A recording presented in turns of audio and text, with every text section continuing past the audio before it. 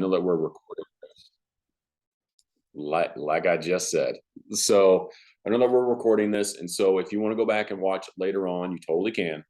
So because I'm going to give you some things that will help you. And just so anyone who knows who I am, my name is Matt Goodrich. I'm a Hall of Fame producer with Family First Life.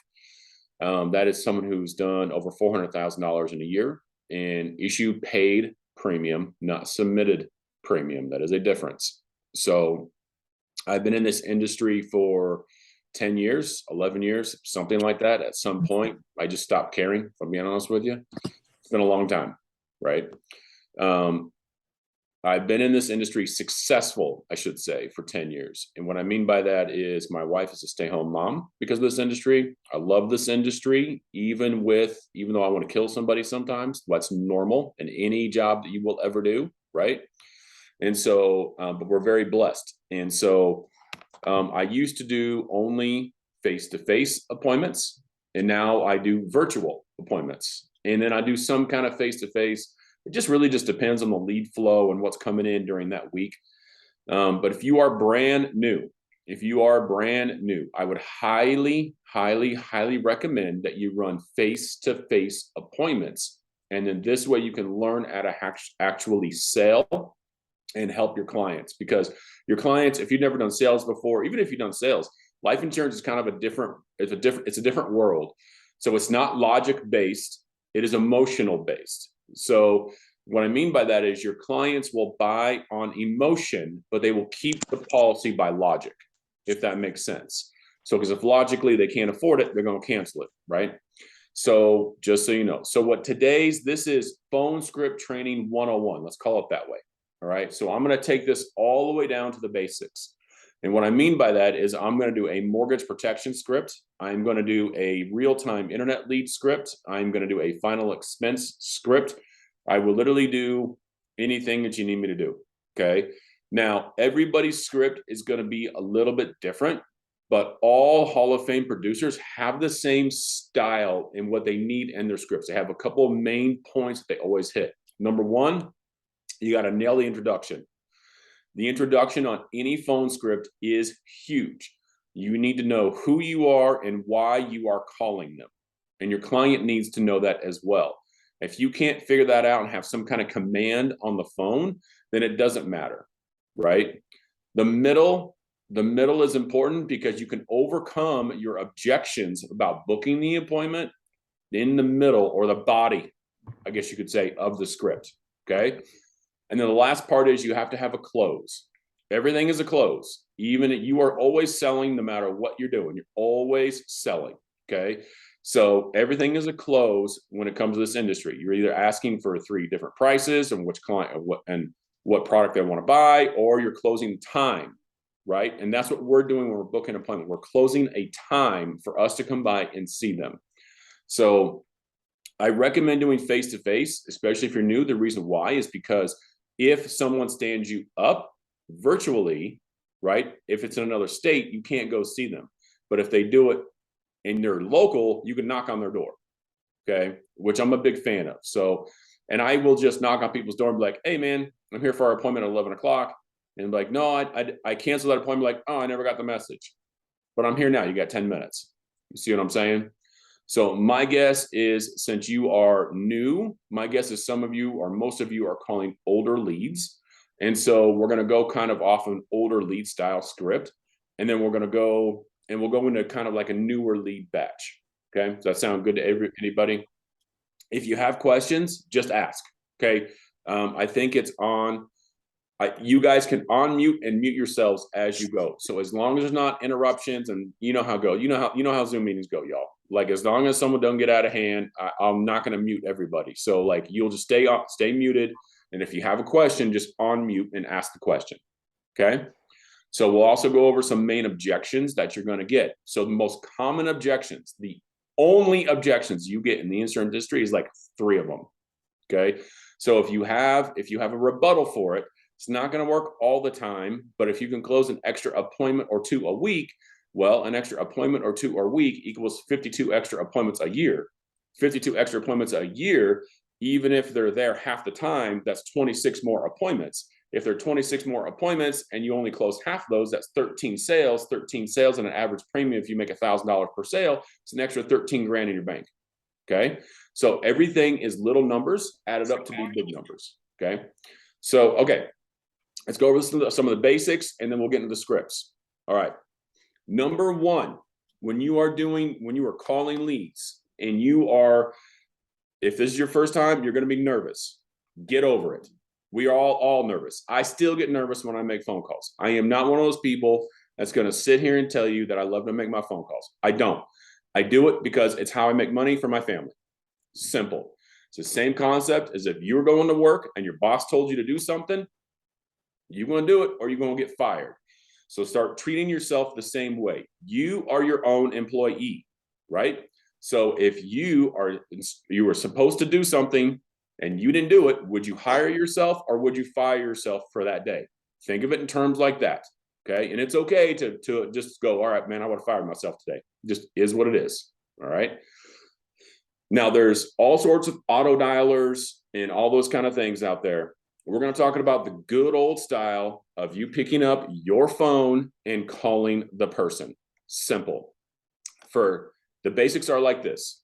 For every hour of dials that you make, you should be able to make 50 dials an hour. What is a dial? When you call a lead and they don't answer, that's still one dial. Okay. If you call the lead 3 times in a row, that's 3 dials. Does that make sense to everybody? So when you hear someone say, hey, how many times in a row do you call somebody? 3 is the answer. Now I have little rhythms that I do to mine. Like I'll call, it just honestly depends on how bored I am. So it'll be like, I'll call you 2 times in a row, then I'll hang up. Then I'll call you 3 times in a row, then I'll hang up. And then I'll wait till it goes to voicemail the 3rd time, right?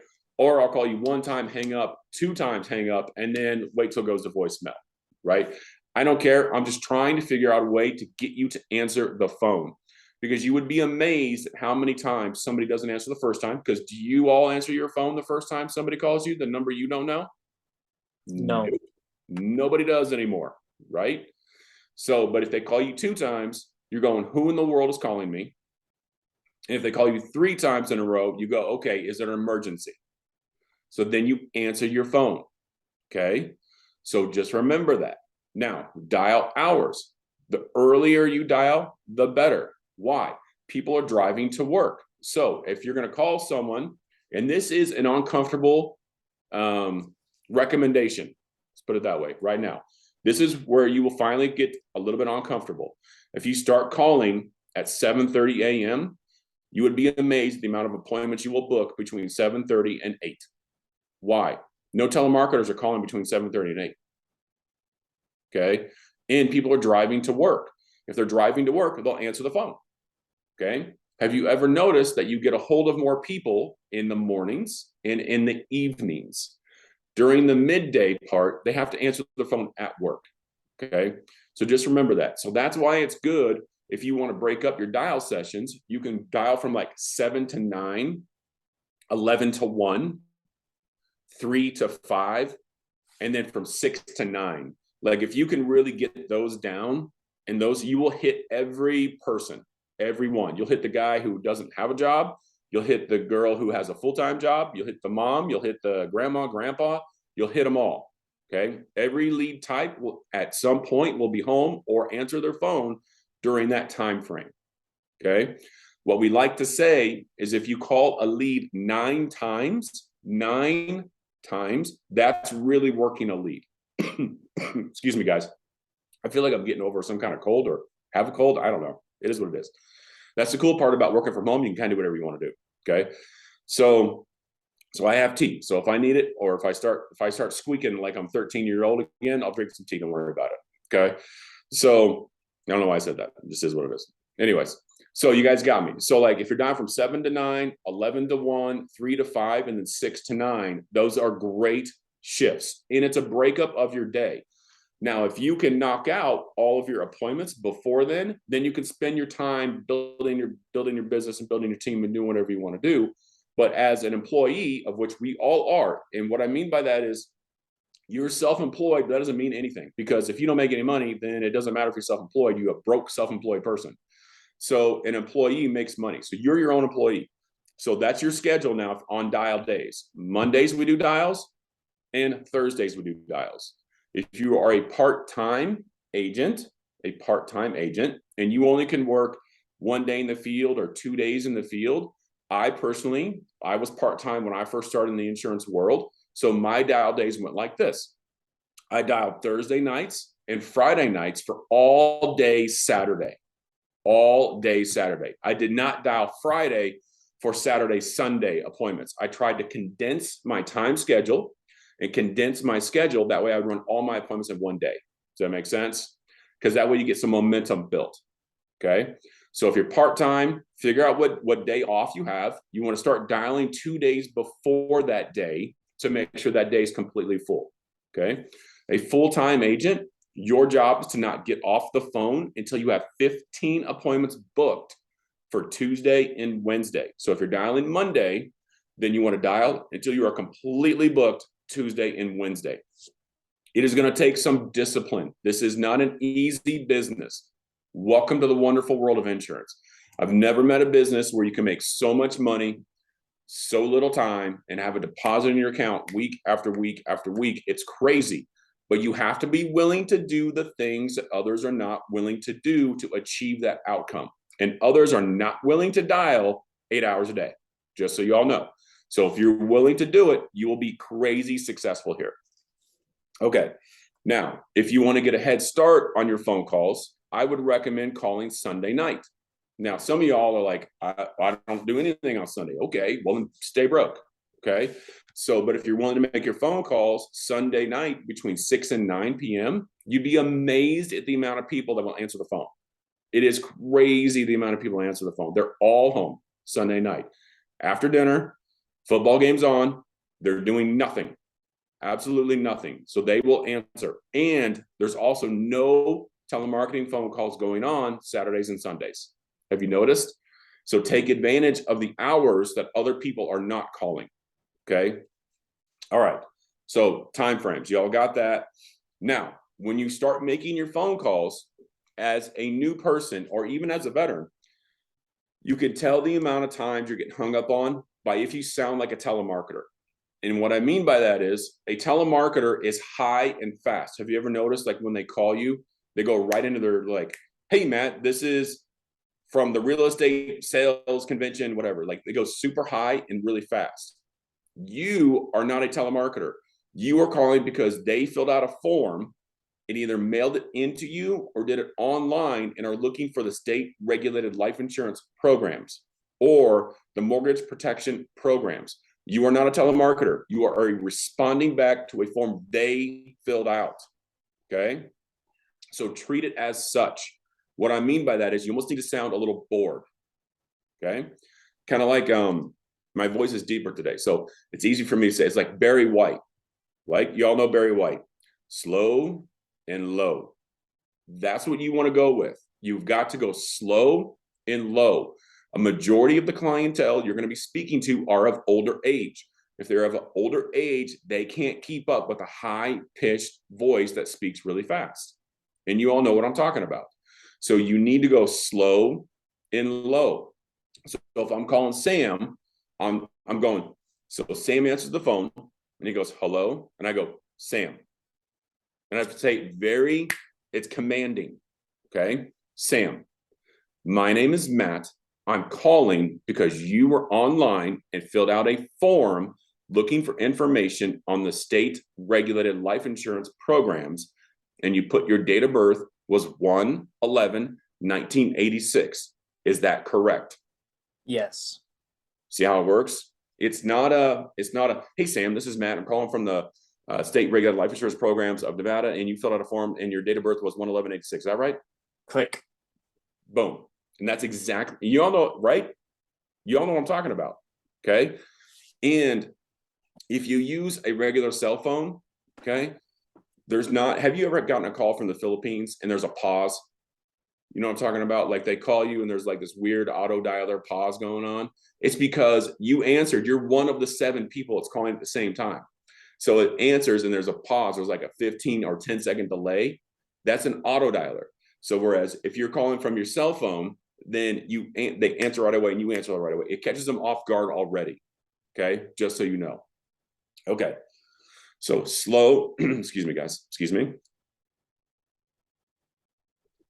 All right, I got the honey going on. I got the lemon. I'm rocking. Okay, so slow and low on the phone script. Now, when you first start out, you have to remember this is nothing but a numbers game. Okay, so there's no magic script. There's no magic formula. There's no nothing. It is strictly, are you going to outwork the person next to you? That's what it is, just so you all know. Okay, so if you're calling older leads or newer leads, I'm going to give you kind of the numbers that you should be trying to accomplish. And then that way you can kind of judge where you're going. Okay. So if I was calling a batch of older leads, let's say, I don't know, 3-month to year-old leads. Okay. And I bought 100 of those leads, my goal would be to book 5 appointments. That would be my goal. Okay. I'm not being unrealistic here. That would be my goal. If I was to spend $300 or only $3 a lead. And so if I was to spend $300 on 100 leads, my goal is to book 5 appointments. Okay. That's a lot of phone calls you have to go through. All right. Now, if I'm calling the real-time leads, which are the $9 leads that come in throughout the day, right? Then my goal is to book 20%. So if I'm buying 50, my goal is to book 10.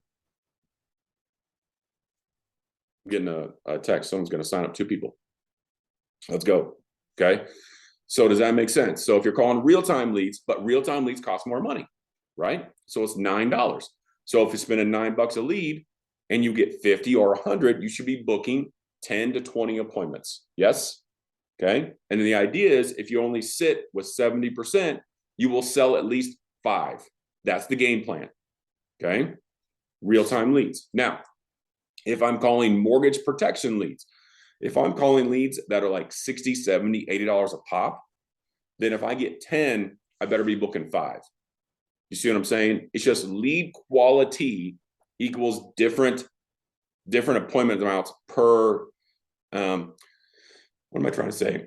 Per investment, basically. So like your appointment ratio, like I was trying to figure out the numbers between like how much it costs per appointment. With the real-time leads is different. Like my average per appointment cost is only like $50 an appointment. Whereas normally my average per appointment cost is around $100. So if I wanted 10 appointments, I need to spend $1,000 on leads, right? If I want 20 appointments, I need to spend $2,000 a week on leads. Does this make sense? So, and this is the formula, just so you all know. Any Hall of Fame producer, you can ask them, they have a formula for leads. They go, okay, well, if I need to run 30 appointments a week, then I need this many leads. Here's my lead investment. If I need to run 20 appointments a week, here's my lead investment. Here's my mix of leads that I buy. Every producer has a flow like that. You got to figure out what yours is going to be. You might like final expense. You might like internet. You might like mortgage. You might like retro mortgage. It doesn't matter. It's just you have to find and try different types of leads that you like and you're going to be doing. One of the things I was always taught when I first starting out is, especially because I was on a part-time basis. So if you have less money to invest and more time to invest, then you buy a lower quality lead and you get your butt on the phone. Okay. If you have more money to invest and less time, like me, I was working a full-time job and I couldn't do 8 hours of phone calls, right? So I had to invest in a higher quality lead to get the same result because I didn't have the time to spend on the phone. Okay. Everything can be solved with 500 phone calls, just so you all know. If you're having any kind of money problems at all, the mortgage is due, rent's due, food is due, Thanksgiving is due, because Thanksgiving is due now, right? So if Christmas is due, and what I mean by that is, you have to pay for all this stuff. So electric bill, all of it's going up, gas, everything. All of that can be solved if you're willing to sit down for 8 hours and knock out 500 phone calls. If you do that, I can't guarantee you success, but you will have a higher chance of success. Do what others are not willing to do. And 500 phone calls will make you an expert. No, technically not an expert, but I can guarantee you this: you will be past all of your fear about making phone calls, and you will learn that there's only the 3 objections that people give you, which are, well, if you're doing face-to-face, man, my voice is getting worse. If you're doing face-to-face, it is, I don't want anyone to come see me. It is, can you just mail it to me, which is email, right? Same difference. And it's, I'm no longer interested. That's it. Those are only 3 objections you're going to get. Sam, any other ones you can think of? Those are the main 3. That's it. So as long as you know how to overcome those 3 objections, you'll be fine. And when you're dealing with internet leads, go ahead. Sorry, real quick. So on the real time leads, last week was my first week doing them. Man, I want to say out of the 40, I think it was 42 calls, it was like 17 of them said that a little window popped up. They were looking for car insurance. Led them to that. They didn't know it was life insurance. I got like 17 of those. So I would email corporate, because you're not supposed to be getting surveys. Right, Sam? You shouldn't be getting surveys. That's a survey. Does that make sense? So I would email corporate and be like, hey, I think there was a mix-up with the leads. Just so you know. Because when I call the real-time leads, they had to fill out a specific form. It's a long form life insurance questionnaire they have to fill out. Okay? So try it and see. Out of the 42 leads or 42 phone calls? No, out of the 42 leads, I got dude. Email corporate. Okay. Email corporate. Okay? They'll take care of you. So, okay. Where was I? Anybody remember? Objections. Objections. Okay. Oh, also another objection you'll get nowadays. Okay. And one that you'll get a lot is because people, there's no such thing as an exclusive lead anymore, just so you all know. Okay. I know that everybody advertises exclusive leads. It's a bunch of hogwash because the mortgage leads that I buy that are like $75 each, they mailed 5 of them to the people. Okay. So that means that they filled out 2 or 3 or 4 of them and they mailed them back. Does that make sense? So the final expense lead that you buy from these vendors, dude, so that person fills out one form, right? Facebook retargets them when they fill out a form. So that means they're filling out another form. So there's no such thing as an exclusive lead. You have to get good at just overcoming that objection of you're the 3rd person that's called me, or you're the 4th person that's called me. Okay. That's why I like the local leads, because the local leads, you can easily overcome that by saying this. So if I'm Rosa, if I'm booking an appointment and someone goes, well, I've already had 3 people call me, and I just simply go, yeah, I totally apologize for that. My phone gets blown up all the time.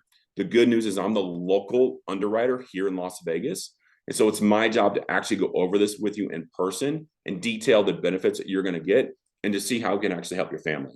Does that make sense? And they say yes, or they shake their head, right? So, but everything that I say on a phone script is going to be, does that make sense? Does that fair enough? Does it, which one do you prefer? Do you prefer the 3 or the 4? It's all based on my preferences to where I want them to answer correctly. Does that make sense? Okay. Okay. So is this helpful so far? Is there any questions or anything yet? No, dude, that's really solid. Yep. Okay. Are you alternating your intro for older leads? Yes, that's a great question, Lisa. Okay. So I'm going to give you the new leads and I'm going to give you the old leads. Okay. And think of this kind of like if you need to shift your mind. So I like to do third party sometimes because I think it's fun. And what I mean by that is Ignacio, instead of me going, hey, this is Ignacio, I'll go, hey, this is Matt. Or I'll say, because my first name is Jeffrey. My middle name is Matt, just so y'all know. So I'll call as Jeffrey and let them know that Matt's coming over. Okay. And then the reason why is because if they give me an objection, I don't know the answer because I'm not the guy. Does that make sense? See, some of y'all make this way too complicated. So it's like this. So I'll go, I'm just using Sam because I know Sam really well. Okay. So I go, hey, Sam, this is Jeffrey. I'm calling you because you filled out a form looking for information to pay off your mortgage in the event of your death or disability. Now I'm the local field underwriter here in Las Vegas. And it's my job just to verify the information on the form and then to get you booked into my field underwriter's calendar. Does that make sense? Yeah.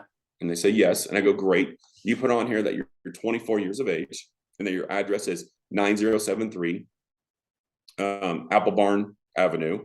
Is that correct? Yeah. Okay, great. And then real quick, I need to ask a couple questions. Are you a smoker or a non-smoker? Non-smoker. Non-smoker. Okay. So now, Sam, it says on here that your total mortgage is $360,000. Is that correct? Yeah. Okay. And then just so I can make this easy for you, how this works, Sam, is it's just my field underwriter's job. His name is Matt. It's his job to come over and go over the information with you guys. It'll take him about 15 to 20 minutes. Now, is there anybody else on the mortgage, or is it specifically just you are worried about? Well, it's me and my wife, but I was just trying to see what the price was. Yeah, I totally get it, man. Sam, I don't do any of that. I'm just the guy who books Matt's calendar out. So help me understand your schedule. Do you work Monday through Friday, or are you officially retired? No, I work Monday through Friday. I figured, man, because if you were already retired at 26, that'd be something else. So, okay, so you work Monday through Friday. Is it a normal 8 to 5 shift, or is it kind of like a swing shift, like a 6 to 3 shift? It's swing, so I kind of work late nights. So I'm usually working from 6 to 3, and then I usually am back home by about 4 or 5 in the morning. I'm Back up home around. about, let's say one more time for me. Back home at 4 or 5 in the morning. Yeah, I work Okay, in the so you night work, shift.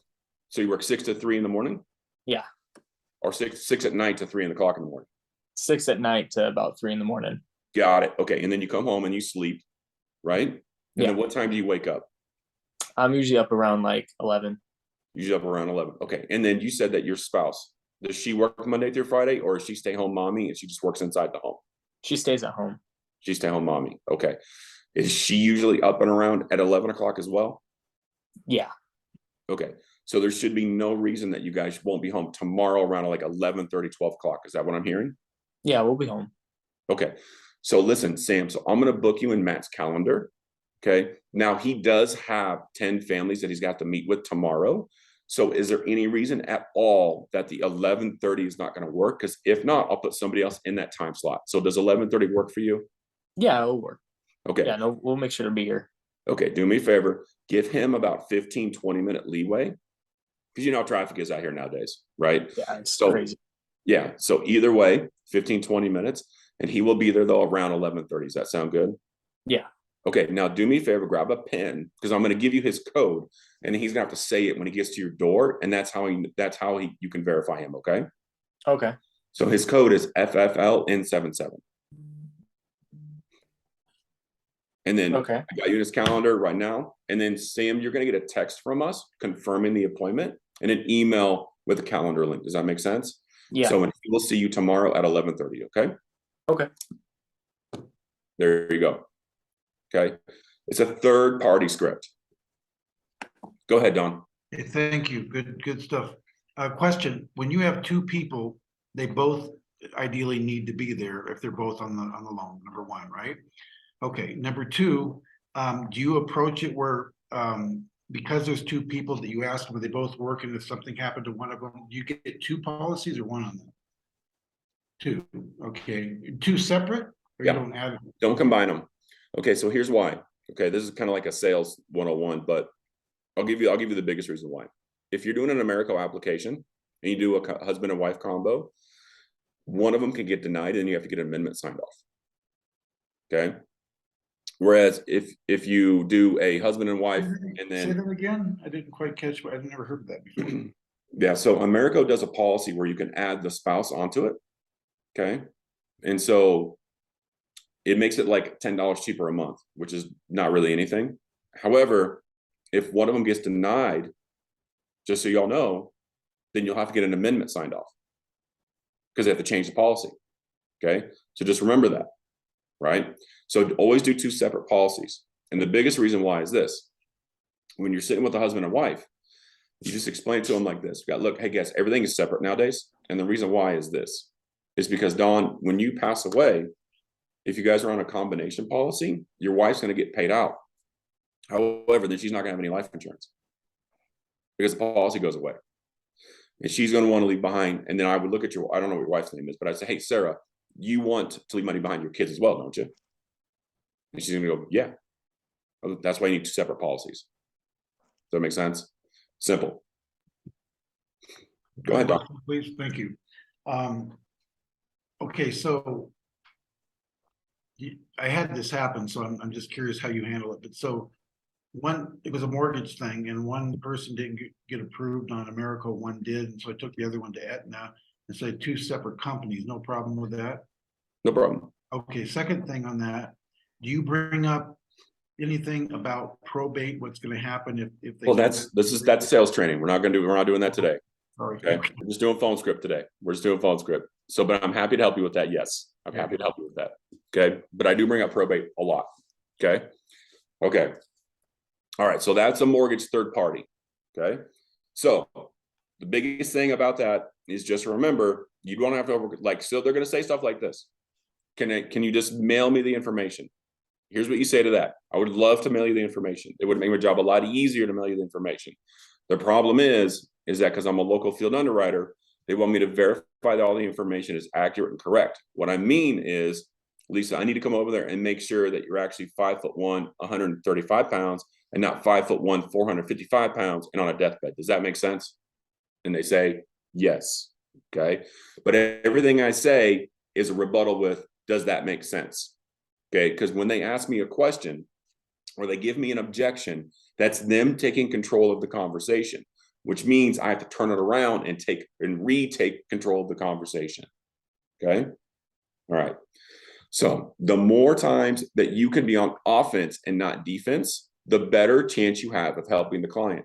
If you're strictly on defense all the time and they're throwing you objections, you're always going to be on your back foot. Okay. So you need to remember how to overcome all this stuff. So one of the good ways of doing it is just to bring it up during the phone script. So like if I was talking to Lisa and I was going, Lisa, here's how it works. I'm just the field underwriter. So it's my job, like I said, to go over the information with you.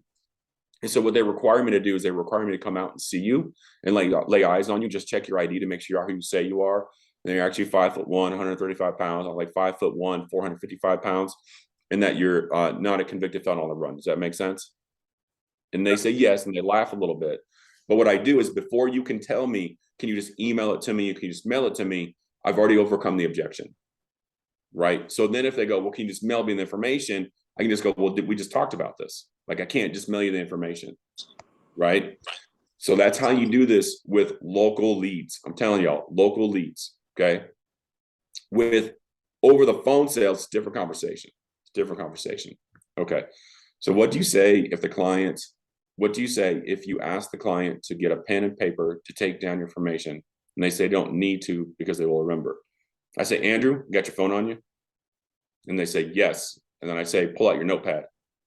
And I say, write down my information. Does that make sense? That's how I do it. Okay. I'm not going to guarantee everyone's going to do it, but some will, some won't.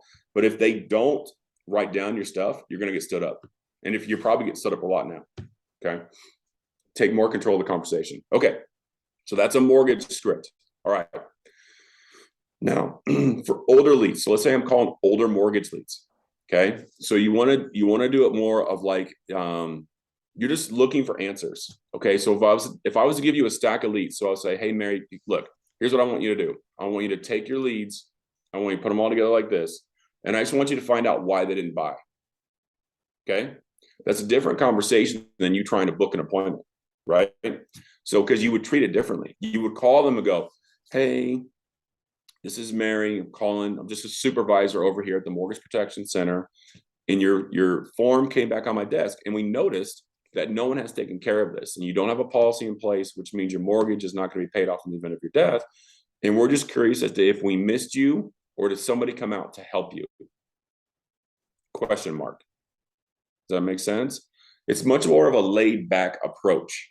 Okay. Whereas you're just trying to figure out why they didn't buy it. Okay. So then they'll say something like this. They'll go, well, someone came out, but we just decided not to go with it. And what that means is someone came out and showed them a price they can't afford. Okay. That's what it means. Or they didn't qualify. So what you say is you got to totally get it. We have a lot of new people in this insurance industry right now, and they're showing a lot of prices that nobody in the world could afford. So what I have noticed, Lisa, is that because I represent over 30 A-rated carriers, I'm able to help my clients 9 out of 10 times either save money or increase their policy for the same amount of coverage they're already paying. Or some people think they can't get qualified at all, and we have companies that guarantee coverage. So which one was it? Was it this they showed you a price that you couldn't afford, or was it that you couldn't qualify for it? And they'll tell you, okay? Or they'll hang up on you. I don't know. So they do both. It is what it is. So you're not going to be able to guarantee it. It's just a way of trying to continue a conversation, okay? Because if you can keep them on the phone longer, the more chance you have of booking an appointment. If they just hang up on you, you got no chance, okay? So that is the I'm no longer interested over a way to overcome the objection. Does that make sense? So, hey, did they show you a price you couldn't afford, or you just don't think you can qualify? And you always preface it with this, Lisa, so I can get you out of the system. What was the reason that you chose not to get coverage for your family? You say stuff like that. So I can get you, so I can stop calling you, basically. So I can stop bugging you, right?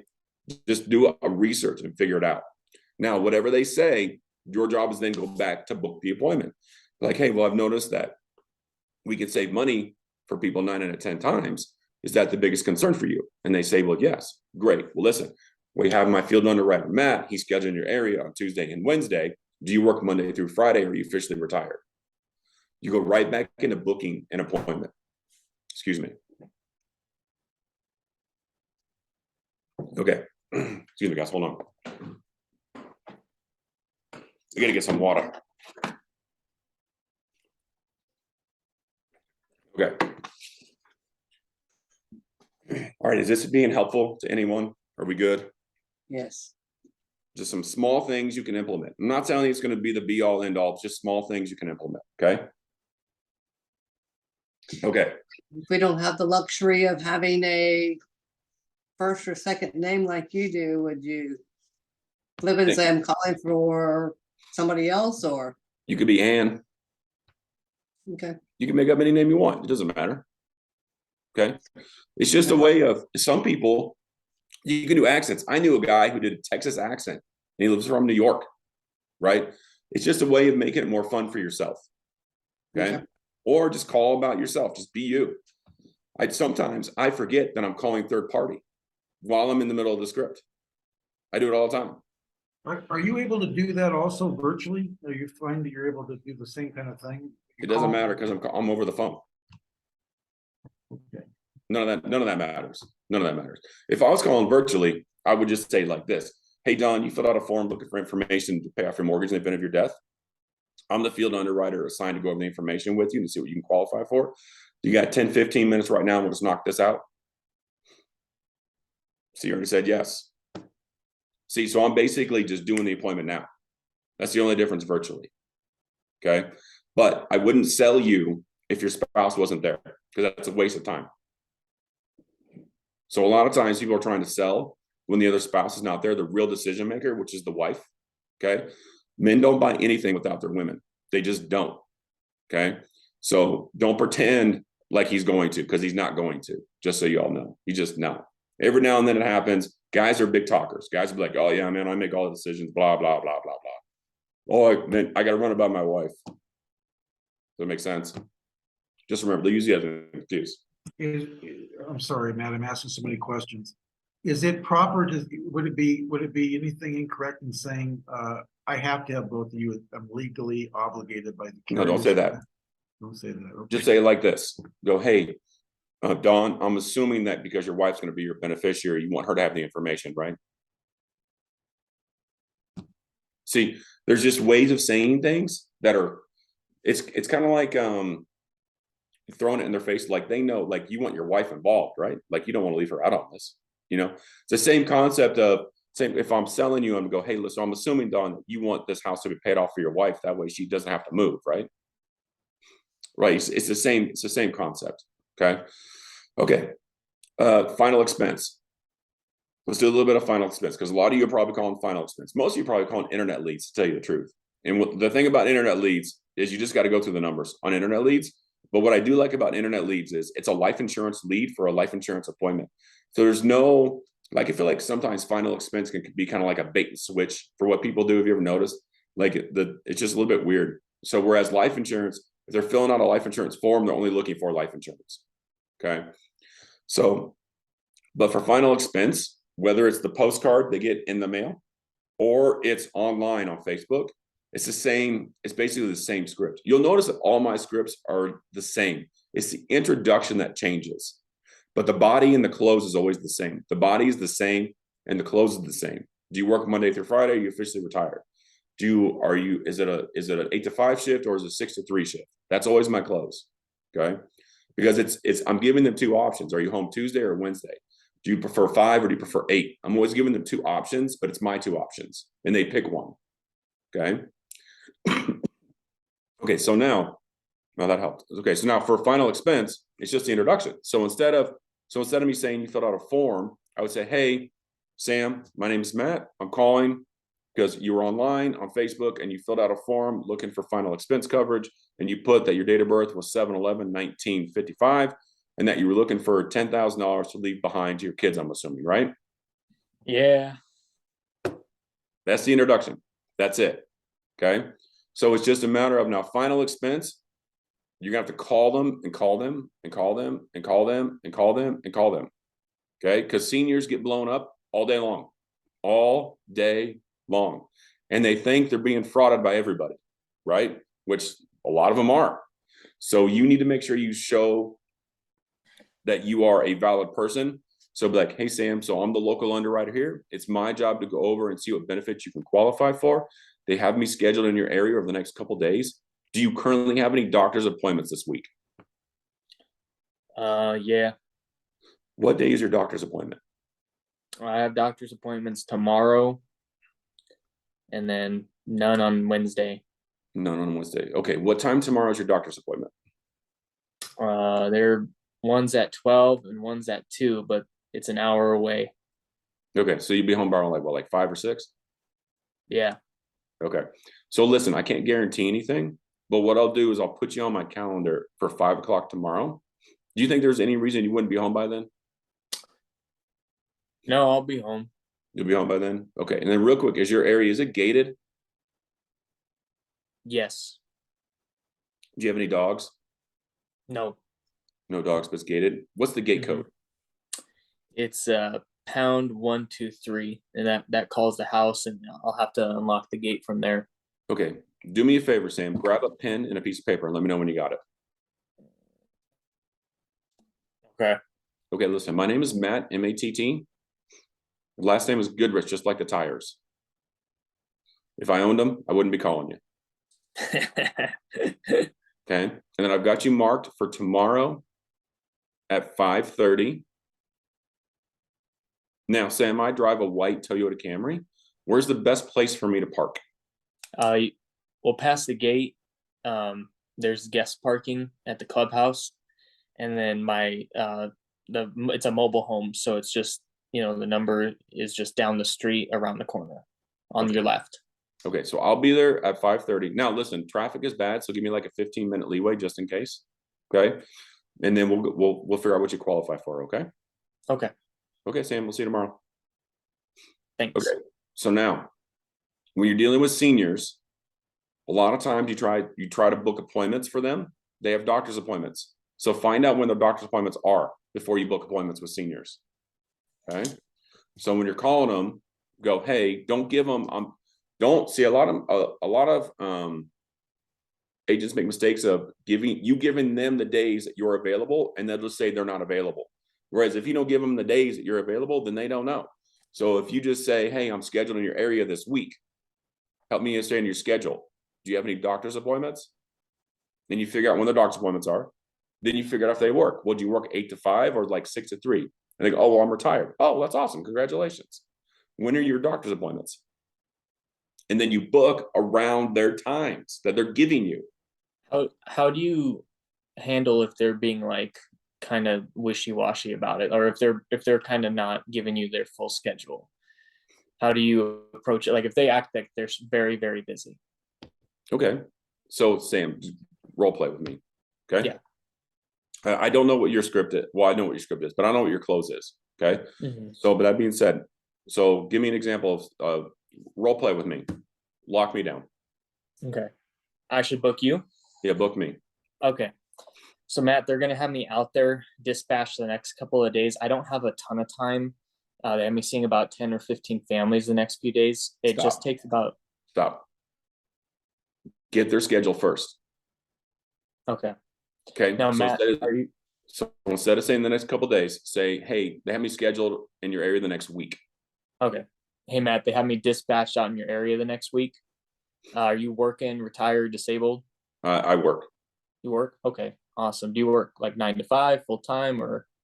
It's full time, man, and we're super slammed. Like I work 8 to 6. Oh, nice. 8 to 6. Dang, yeah. And then are you married or single, Matt? Married. Okay, you're married. Okay. What time are you and your wife both typically usually home from work together during the week? I mean, it's pretty late, man. We're usually not home till about 8 o'clock. Till about 8 o'clock. Okay, cool. Well, they have me dispatched out in your area this week. I'm slammed. They usually have me out from about 6 a.m. to about 10 p.m. at night. I'll be actually out there tomorrow. You said you and the wife are both usually the latest homes by 8. Yeah. Okay. I don't have anything at 8, Matt, but I have an 8:30 or a 9:30. Which one works better for you guys? The 8:30. 8:30. Okay. Can you go ahead and grab pen and paper? Yes. Cool. So there you go. Okay. So listen. So look, y'all got to remember, people think they're busy because they think you work 8 to 5. Because people think you work the same schedule they work. Remember that you don't work the same schedule they work. Okay. So Sam, I would probably change a couple things in your script, just so you Okay. know. Okay. Yeah. You probably get more bookings. So I would be more hardcore with my closing. So it would be more like, Sam, they have me scheduled in your area. So do the same thing with me. Okay. So Sam, they have me scheduled in your area this week. Help me understand your schedule. Do you work Monday through Friday, or are you officially retired? I work full time. Full time. Is that like 8 to 5, 9 to 6, 6 to 3? It's kind of like it's like 8 to 6. And then does your wife, does she work? No, she stays at home. She's at home with mom. She stay home mommy. Yeah. Okay. So and then traffic, I'm assuming, is terrible, right? So you're probably not even home till what, like 7:30, 8 o'clock? Yeah. Like 8 o'clock. Okay, great. Hey, listen, I'll do you a favor. I'll put you in for a late appointment, say around 8:30, because I know that you'll be home, and that'll give you guys some time to have dinner and stuff. So do me a favor, grab a pen and a piece of paper. Okay. And then I tell him what time I'm coming over. Does that make sense? So when you're dealing with real busy people, tell them what to do. It's easier. Okay. So don't beat around the bush. Do not do same day confirmation calls. Not for face to face. Okay. So don't go, hey, I would just change this, Sam. I would go, instead of saying they have me scheduled and your week the next, and I'm there from 6 a.m. to 10 p.m. Don't do that, because that means you're available. Does that make sense? Yeah.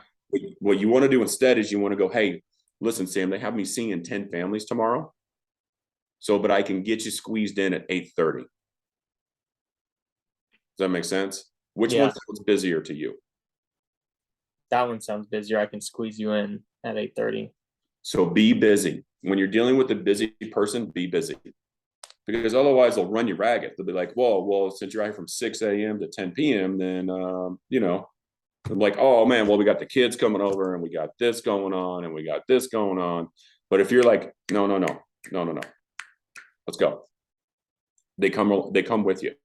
So just remember, take complete control, the whole thing, right? Remember how I told you that if you start assuming the sale, you'll make more sales.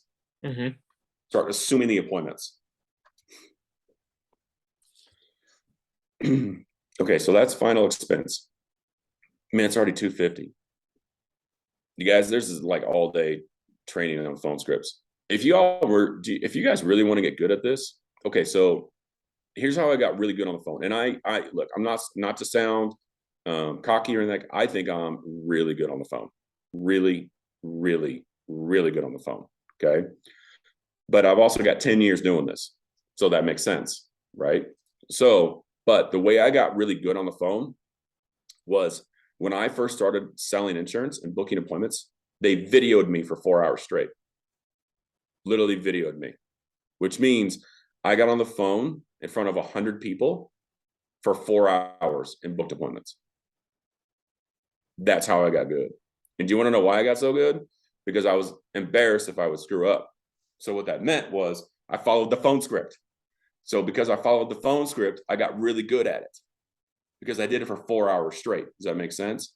So if you really want to get good at booking your appointments, get a little uncomfortable and start doing live dial sessions. If you start doing live dial sessions, no one's going to critique you unless you want it. No one's going to say anything. In fact, most of the people have it on mute can't hear you anyway, right? So, but if you really want to get good, you'll be amazed how good you'll get doing live dials. And I never in a million years would have volunteered for it. I got told I had to do it. Okay. Which I think is what we should start doing to new people. I think we should just throw them in the fire. Me too. But you'll get so good at it. You'll get so good at it. It's like, you'll be amazed how good you'll get at it because you'll practice, because you don't want to sound terrible. So, but in reality is you're probably better. Like if you actually practice, okay, here's another little trick. If you want to be better than 95% of the salespeople in this company, practice your phone script like 10 times in a row. You'll be better than most of the people in this company. Like no one practices. They print the script and they go. That's what they do. They print the script and they just assume they can do it. No, you're going to struggle. Okay.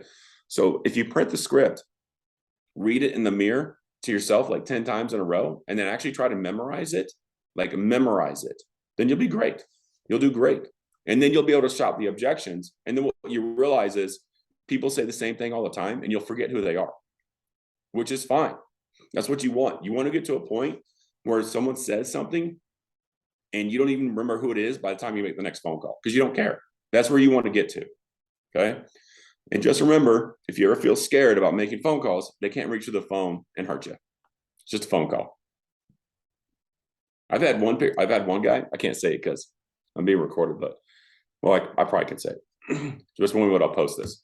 So I had one guy who called me a very bad name, like what you would call, man, I don't even know how to say this.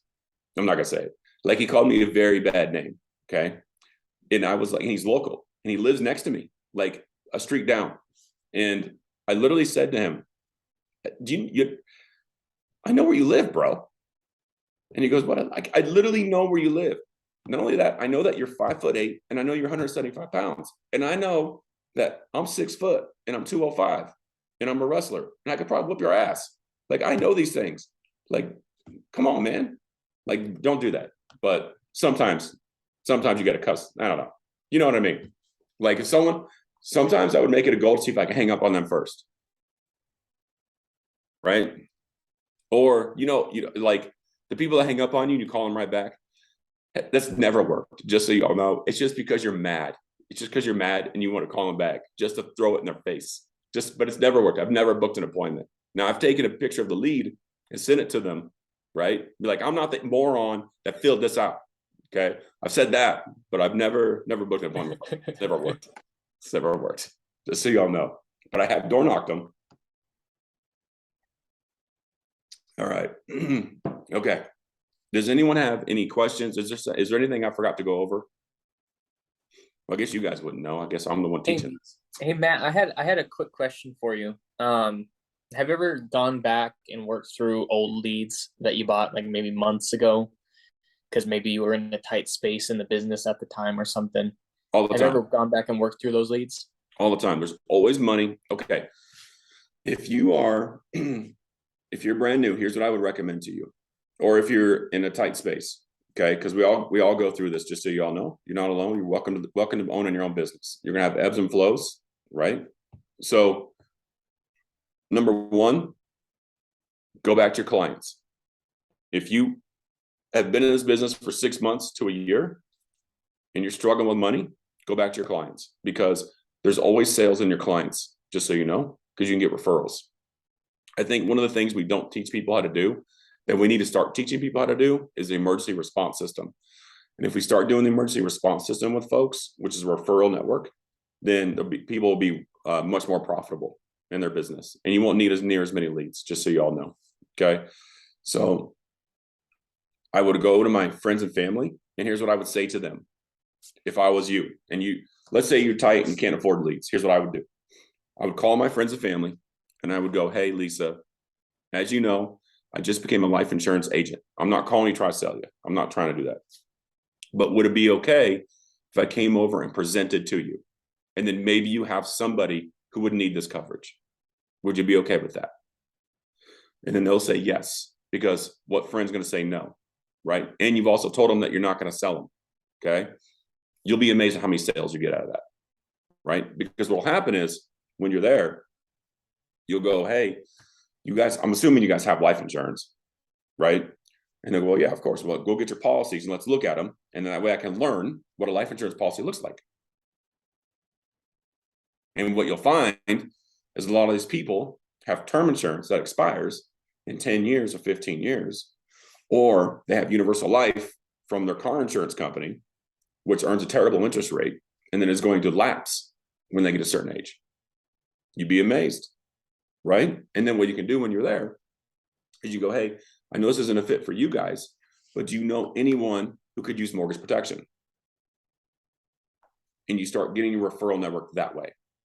It's just a way around. It's not going to work for forever, right? But you could do a month like that. You could probably do 2 months like that. Well, but I don't think you can do forever like that. But it'd be a way to get your money, your cash flow going, so you can invest in leads and get going. Also, to call your, I'm going to give you a phone script for your clients. Okay. So here's what I would say to clients. So Sam, this is for you because you've been doing this long enough now. You should be going back to your clients. Okay. So if I was going back to my clients, and I do this every year towards the end of the year. So I call my clients and I go, hey, Sam, it's Matt, your insurance dude. Because that's what I am. I'm insurance dude Matt, just so y'all know. And I do that every text message is insurance dude Matt. And I make them save it in their phone as insurance dude Matt. So when I call them, they know exactly who it is. Okay. So I say, hey, this is insurance dude Matt. And then I say, hey, real quick, Sam, as you know, it's been like a year already. Can you believe it?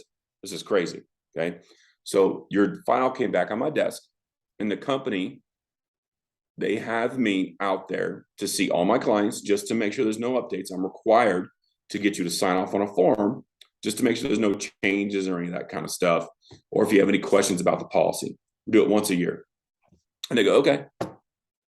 And then you go, what's your schedule like? You still work Monday through Friday?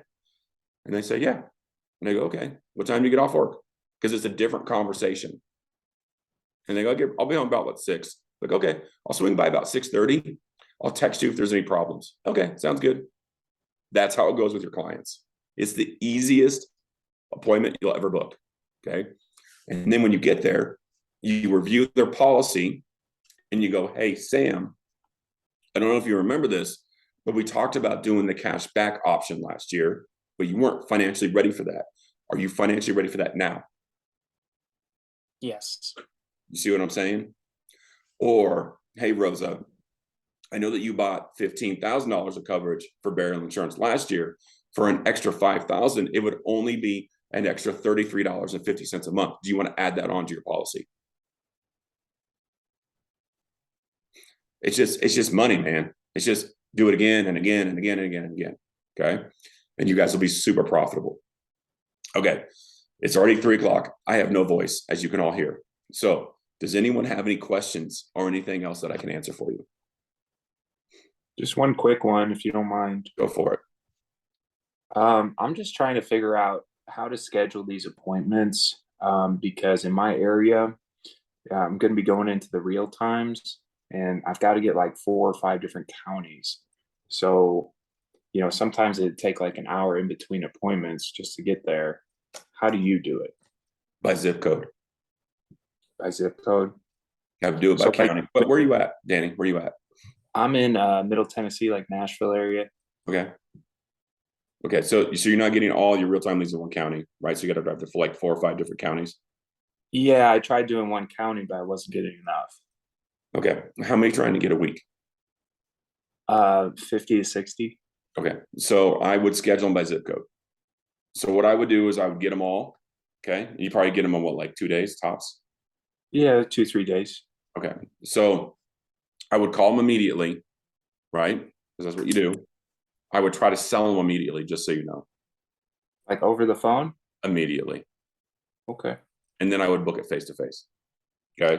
And here's what I mean by that. Just change it. It's the same presentation. An over the phone presentation is the same presentation in person. The only difference is no chit chat. It's the only difference. Okay. So if you do this instead, you go, hey, Danny, this is Matt. I'm calling you because you filled out a form looking for the state regular life insurance programs in Tennessee here. I'm the guy who's been assigned to get you the information. You got 10, 15 minutes. We'll just knock this out right now. I do actually. Knock it out, dude. So then what you say though, is you go, the minute they say yes to that, you got to slow them down. Okay. Because everything's a rush. And now you got to let them take a breath because you actually need them to write things down like a normal presentation. Okay. So what you want to do then is you want to go, is there going to be anybody else we're going to insure, like your spouse, your son, your daughter, anybody else? My wife. Is your wife currently available as well? Yes. Okay, then do me a favor, put me on speakerphone. Okay, gotcha. Does that make sense? Mm-hmm. And that's how you do it. And then what I would do, this will be the last thing, guys, because it's already 3 o'clock. Can't believe it. So the last thing that I would do is I would go, hey, I'm gonna shoot you a text. Let me know if you got it. It's insurance dude Matt. And then I shoot them a text. Okay. And they go, yeah, I got it. Okay, great. I'm gonna shoot you a copy of my license and my driver's license so you can verify me. See how I'm slowing it down now? Mm-hmm. Okay. I'm slowing it down now because I'm gonna get them to write crap down. Okay. So then I'll go, do me a favor and grab a pen and a piece of paper. I'm slowing it all the way down and I've taken complete control of the whole thing, right? Because now I know your wife's there. Now I know I'm on speakerphone. You've got my credentials, so now you know I'm valid. Okay, and now you're about to write all these options down. And then I go into my presentation. Okay. And if they don't let you do that, you just schedule it like face-to-face appointment. Right. If they say, no, I don't really have time now, then I'm booking an appointment like normal. Okay. Cool. So now what you got to do though, you got to be smart with your drive time. So make sure you book all your appointments in the mornings and be very strict about your appointments in certain areas versus all your appointments in the afternoons in certain other areas. Does that make sense?